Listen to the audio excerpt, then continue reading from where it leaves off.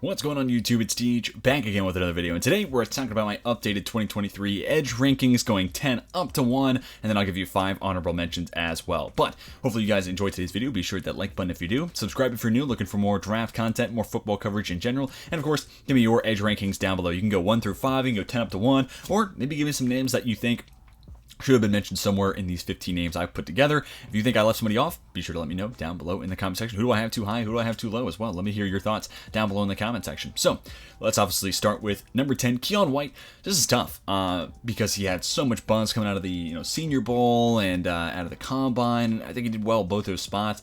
He's an intriguing tight end turned edge rusher. ODU transfer to Georgia Tech. Still think he's got a lot of work in progress to do as a pass rusher. So you could convince me to move him up in front of a Derek Hall, maybe even a BJ Ojulari, but I don't know. He's just still such a work in progress as a pass rusher right now. Started to see the production last year, 7.5 sacks at Georgia Tech, but nonetheless, I still think there's some time and development to be done there. I do think you're getting a pretty good run defender right away, but the reason he's a little bit lower than everyone else is just because it's a projection, and I feel a little bit more comfortable about the guys ahead of him being NFL ready.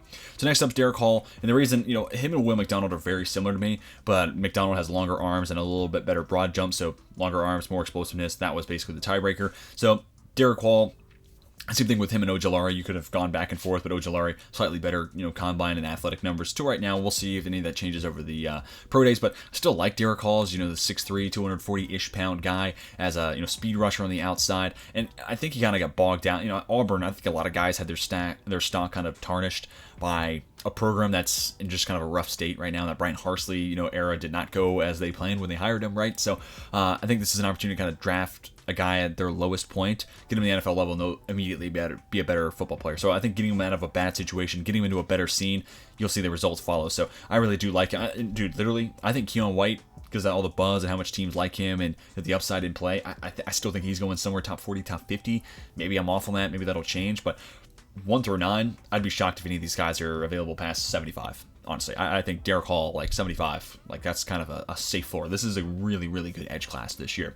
BJ Ojulari, solid player at LSU, still needs to gain a little bit of weight and strength into his profile, but really special speed rusher on the outside, has the bend to go with it, can attack the outside shoulder, but also has the capabilities of being a guy who can attack and counter the inside too. So I love that, kind of well-rounded ability to attack an offensive tackle. So again, feels like a guy who can help right away. Now, granted, he's probably in that Nick Benito type of role where I don't think you're getting a whole lot of him as a run stopper, especially considering I still think he could have gone back to LSU and bulked up a little bit more and, catapulted himself into this, mid-first round conversation.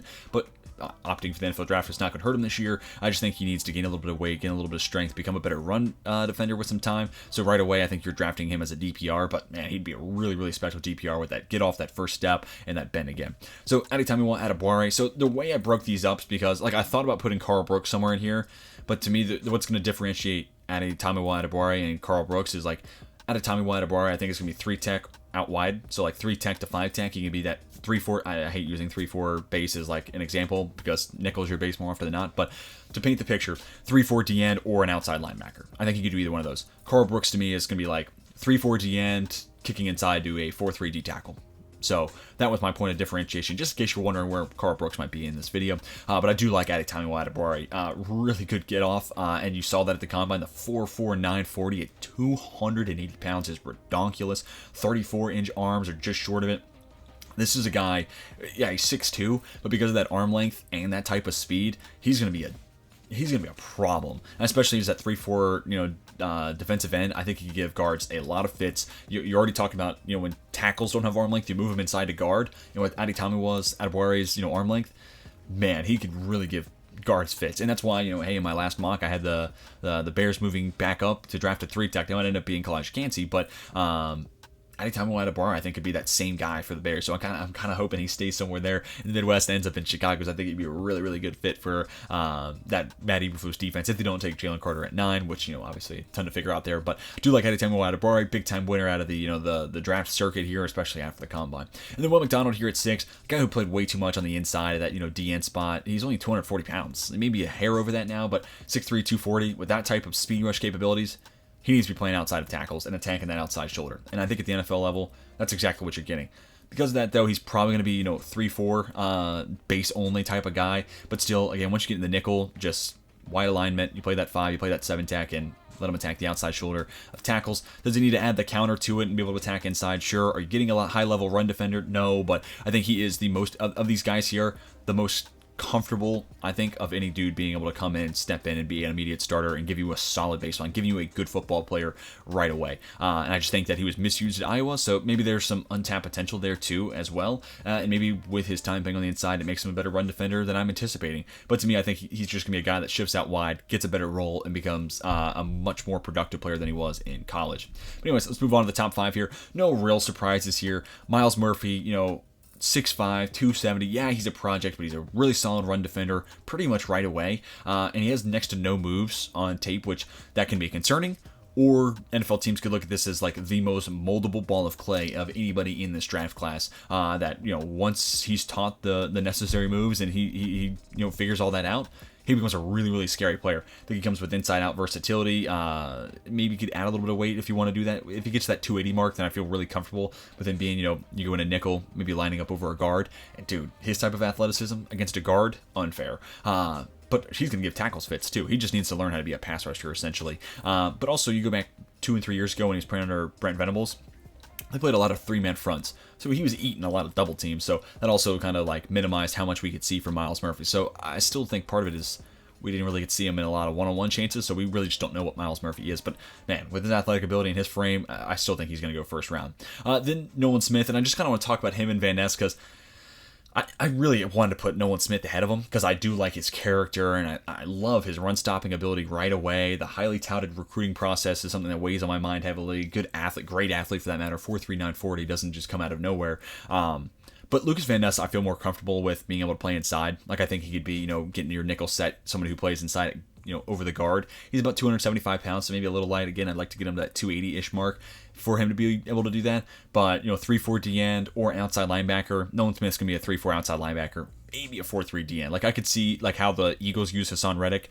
That could work for Nolan Smith. Isolating him against a tackle that struggles with speed rushers. Yeah, you could convince me that could be a fit. But man, I really do love Nolan Smith's run-stopping ability. And I don't think he doesn't have moves. Not like Myles Murphy where he just needs to learn how to be a pass rusher. I think some of that's already in there. But he missed the back half of this year. And who knows? Like, if he compiles, 4 sacks over the 2 games in the college football playoffs, are we talking about him as a top 10 pick? Probably. I think we are. So we just never really saw that breakout as a pass rusher. Part of that's because of the injury this year, and part of that's because he was playing on a stacked roster where they had dudes rotating in that became first rounders, right? Like so much of that was made about Travon Walker last year where he didn't have insane production. He was playing a very specific role that didn't allow him to, rack up sacks and hurries and pressures and things like that. Nolan Smith kind of dealt with that in a different way just because Georgia's been loaded the last couple of years. So he's had a smaller role because of it. So I think there's a lot to be excited about with Smith. But again, the character too, like this guy just feels like some team captain for one of the best defenses in college football last year and the best college football defense in history, 2021. That's a guy with high character, and that's a guy I want on my roster kind of leading the way. So I'm a big Nolan Smith guy. And, it's hard to bake in character because I'm not talking to these guys. I'm not in the interview process, but I think Nolan Smith exudes it enough to where I can kind of quantify it a little bit. Then Lucas Van Ness at 3. Again, I think I like Nolan Smith a little bit more if we're talking strictly edge, but the inside-out versatility for Van Ness is really appealing. Plus, redshirt sophomore, so Iowa didn't put him on the field a lot because they play their older guys and let the young guys sit and learn. But Van Ness, I think wisely, was like, yeah, I'm better than these guys, so I'm just going to go ahead into the NFL draft. And good athlete, solid winner from the combine, one of the, I didn't even have him in my combine winners, but I acknowledged him in that video. He was a winner, but he was kind of an overlooked winner there, just because you have guys like Kalijah Kancey breaking records, Adetomiwa Adebawore doing things that shouldn't be possible, 280 pounds, all that sort of stuff. But Van Ness had a really solid day, has good arm length, and his get off on the line and translating that speed to power is really, really special. And I think he's got a fair amount of bend too. He primarily played on the inside, but the few chances he had on the outside, you see it a little bit. So I think there's still a lot to be kind of figured out there with Van Ness and carving out that specific role. But just like Adetomiwa Adebawore and some of these other guys and Will McDonald for that matter, who played on the inside, maybe that helps him, stop the run. I think Van Ness is already actually a pretty good run defender, and he did that pretty well for Iowa when he was on the field. But having that guy kick out to edge and then really kind of figure out that role and take that next step forward, I think that's when you talk about Van Ness getting really, really scary and his potential being kind of through the roof. Maybe not the highest of this class, but he hasn't really played edge yet. So man, I feel like we haven't really seen the best of Van Ness yet. And then Tyree Wilson's going to come in at 2. Man, he's just a freaky dude. I mean, I don't doubt that Daniel Jeremiah is hearing teams like Wilson more than Anderson, because, Anderson, I mean, we're going to cheat here. To me, he's the best, edge rusher in this class, obviously. And I've been saying this whole draft cycle, take away the Jalen Carter, no plea or no contest plea and all that sort of stuff that we're trying to navigate through. I said him and Carter are the best 2 non-quarterbacks in this class. Carter's kind of my 1A, and then Anderson's right behind him at 1B, but I don't hate that whatsoever. But with Anderson, he weighs like 243, 245, but he stops the run at a way better, just like Nolan Smith. Nolan Smith's 235, but he plays the run a lot bigger than that. And Anderson plays with a whole lot more strength than someone like that. But because he weighs 245, we get into the Aiden Hutchinson, Travon Walker conversation, where Hutchinson had a freaky season and pretty great combine, except for one thing: arm length. And Travon Walker was like 99th percentile on everything, including arm length. So where Will Anderson's a little bit small, maybe a little lightweight, Tyree Wilson is 6'6", 280-ish pounds, 86-inch wingspan, 5-year player at college, multiple-year starter. Feels like he immediately gives you some reinforcements in the run-stopping, department. But also, I think an NFL-ready guy as a pass rusher, and there's still some potential to tap into, because he really only wins with power and his arm length right now. This guy adds some moves.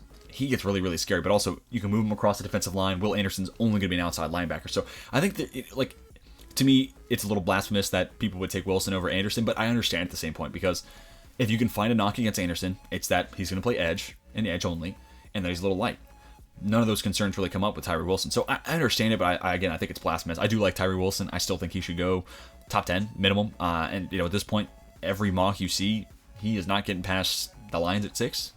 At worst, the Falcons at 8. Yeah, the Falcons at 8 feels like the hardest floor I could come up with for Tyree Wilson. So, he's going to go early because he has a twitchy body, multiple-year starter, and 86-inch wingspan. I still think about that at least once a day. And then Will Anderson, no surprise here. This is no shock. This is the number 1 guy in this class at this spot. And again, aside of the Jalen Carter situation off the field, him and Carter are the best non-quarterbacks in this class, in my opinion. Multiple-year starter. Yeah, maybe 2022 wasn't as gaudy as 2021, but 2021 was some all-time legit stuff, in conversations to be a Heisman candidate as an edge rusher. What are we talking about here? 2022 maybe a step back, but he also had the entire country's attention. Everyone had eyes on Will Anderson, including offenses. So where he was getting more single, one-on-one matchups in 2021, he was getting doubles. He was getting chipped by tight ends. He was catching attention from running backs. His assignment got a whole lot harder. And also, I think Alabama as a roster kind of took a little bit of a step back from where it was in 2021. Therefore, more weight was put on the shoulder of Will Anderson, which makes it harder for him to thrive, in my opinion. So still a twitchy player, an awesome get-off, great speed, knows how to use his hands too, very polished as a pass rusher. And again, he plays the run a whole lot better and a lot bigger than someone 245 pounds. So, all that to say, Will Anderson, obviously an absolute freak in this year's draft class. Now let's talk about my honorable mentions.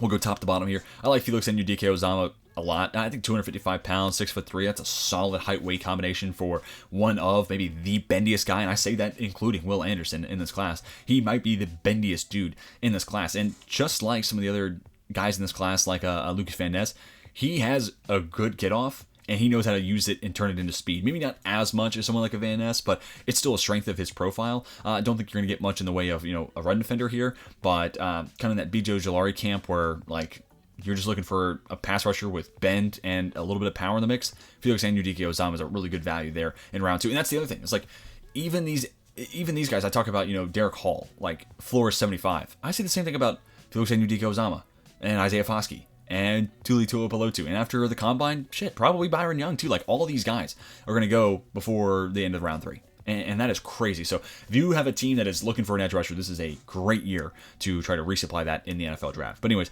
Isaiah Foskey, solid enough combine. He's a little bit above average in a few different areas when it comes to weight, arm length, a little bit above average in broad jump as well. Solid frame, 6'4", 260. But he's a guy that, I think his best trait comes from the fact that he's not special at any one thing, and he just knows how to be an edge rusher. He knows how to stack moves on top of one another, and he knows how to go and play chess with an offensive lineman, because he's not the strongest dude in this class. He's not 86-inch wingspan Tyree Wilson. He's not freaky get-off Will Anderson. He's not unbelievable Ben Felix Anudike-Uzomah. He's just solid at so many different things. And then when you take that and amplify the fact that he knows how to be a pass rusher, he knows how to plan and take on tackles and kind of stack one move off of another and then say, hey, I'm going to show you this, and then it's going to lead to something else I'm going to give you later. Like that's what makes him really, really interesting. To me, 4-3 D end, better suited, but I could see 3-4 outside linebacker working here, but I kind of like him more as a hand in the dirt pass rusher. And I'm a Notre Dame fan, so I'm trying not to have my bias kick in here, but he's also the school's all-time leader in sacks. So while he hasn't been super, like nothing gaudy when it comes to his athletic profile or anything like that, he's been a really productive player at a premier school in the country, which I think a lot of people are going to like about him. Tuli Tuipulotu at 266 pounds. This guy's going to be an edge rusher, so kind of the same thing with Adetomiwa Adebawore, where originally I was kind of thinking 3-tech, kicking out to, outside linebacker, but once you weighed at the combine, I was like, yeah, 266, this guy's playing edge. And a very productive player at USC, good combination of skill sets, and I just think a guy that you can confidently trust to be. Honestly, you could draft him to be a starter, but again, kind of like Ojulari and Felix Anudike-Uzomah, I feel comfortable drafting Tuipulotu as that third pass rusher featured in the mix, and then maybe a year or two's time becomes a starter. So uber productive at USC. 266. I kind of wish he was at like 270, maybe 272, 275. But nonetheless, I don't think it's a bad weight. And I'm really excited for his pro day. Hopefully that leads to more, because he didn't do a whole lot at the combine outside of like weighing in. So hopefully that loss in weight, we'll see that kind of transform into some great, or pretty good 40 times, 3 cones, 10-yard short shuttle and 20-yard all that sort of stuff. Hopefully that translates with him losing a little bit of weight. Byron Young, this is an interesting one here because 6'2", 250, runs that 4.43, and then he's like 98th percentile broad jump. I'm like, what? I didn't see that out of him at Tennessee. So I had to go back and check it, and I was like, I still don't. I was reading some other people because I'm like, maybe it's just me. So I'm trying to accumulate a little bit of a consensus on Byron Young. And the one thing I keep reading is like, yeah, he's not the most laterally gifted, and he doesn't have insane get off. He's got some speed, but it's not freaky. Which, like, 98th percentile broad jump would signal to me this guy is uber explosive off the line of scrimmage. I don't really see that. Now, is that just the school? Will he figure it out at the NFL level? Is there some false steps in there? I saw some people suggesting that. That could certainly be the case. I had to dive in there and like really watch each and every step that he takes, but maybe that's why. And if you get rid of a false step, 98th percentile broad jump, 4.43 speed, this guy may get a whole lot better at the NFL level. So a guy that had a better 2021 than 2022, especially in the way of being a run defender, but still had some moments of being a solid pass rusher at Tennessee this past year. Feels like a guy who is a little bit of a project, but if he makes it to the third round, I'd be willing to take that shot on Byron Young. But, anything before that, I'm a little bit out on it just because it doesn't feel like that athleticism really translated to on-field production. And then lastly, Zach Harrison. This is, unlike Byron Young, like we kind of know what Zach Harrison is, and his athletic traits, you kind of immediately see it. He looks like a guy who's 6'5.5", 275, and could run. He didn't run at the combine, if memory serves. I don't think he had a 40, but I wouldn't be surprised if he runs like 4.52, 4.51. Like he's a good athlete. He's a good straight line speed athlete. He just has no bend whatsoever. So you are drafting him to be a bull rush specialist, a good run defender, and you're drafting him because, hey, I don't have a 6'5", 275 guy on one edge. I have someone who's a little light on the other end. So that's why a lot of my mocks, I send him to Atlanta, because Arnold Kenny's one of those smaller, lighter edge rushers. Zach Harrison's a good guy to pair up with that. The Carolina Panthers done that a ton because Brian Burns, a little bit light, not a great run defender. Zach Harrison's a good complement to that. So, and he was one of these guys where it's like, oh, is he going to be the next Ohio State pass rusher? Which is not a real fair, kind of label to put on someone. It's like, oh, well, you had the Bosa's, you had Chase Young. Well, Zach Harrison's going to be that guy. Anyway, that pressure's part of why he was kind of disappointing, but he was just uber inconsistent at Ohio State. Like, there would be games where it's like, man, Zach Harrison, maybe this is the breakout. Maybe he figures it out. And I felt like he added a little bit more bend. So especially earlier this year, I was like, okay, Zach Harrison might be taking that step forward and become a really solid like round 2 value. And now I kind of think of him as like a late-ish round 3 type of guy, somewhere in that 80 to 100 range. But yeah, if you're looking for a big, tall, strong, and decently athletic, edge rusher with limited bend, like if you already have a guy like that, if you already have a Brian Burns, you already have an Arnold Ebiketie, and you're just looking for a different skill set at edge, I think Zach Harrison's a really solid value in the 3rd round. Iron out that consistency, and you'll be getting a really good football player who I feel like can be more than capable as a starter. But guys, that is going to do it for my updated 2023 edge rankings. Let me know what you think down below in the comment section. How would you rank them? 5 to 1, 10 to 1, however deep you want to go with this. But also, maybe there's a name I left off here in the honorable mention section that you think I'm crazy for not including. Let me hear your thoughts down below in the comment section. Like Isaiah McGuire, I feel like that's one name I might see down below because he is a twitchy athlete and he's got some crazy upside. But let me know if there's any names you thought I forgot in today's edge rankings. But hopefully you guys enjoyed today's video. If you did, be sure to hit that like button. It helped me out a ton. If you're new around here, be sure to hit that big red subscribe button for lots more draft content coming your way. But that is going to do it for me. Hope you have a fantastic rest of your day. And until next time, my name is Teej, and I'm signing off.